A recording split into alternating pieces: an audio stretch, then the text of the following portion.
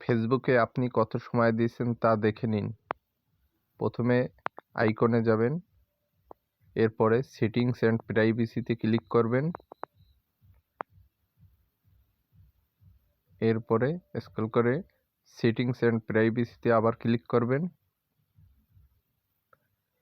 এখানে দেখেন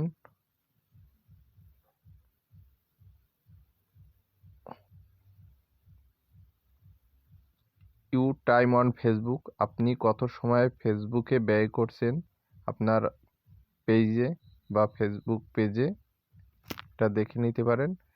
see your time, এখানে ক্লিক করুন। এখন দেখেন আপনি অ্যাভারেজ উইকলি কত সময় দিচ্ছেন, এটার উপর ডিপেন্ড করে আপনার মনিটাইজেশন অন হয়।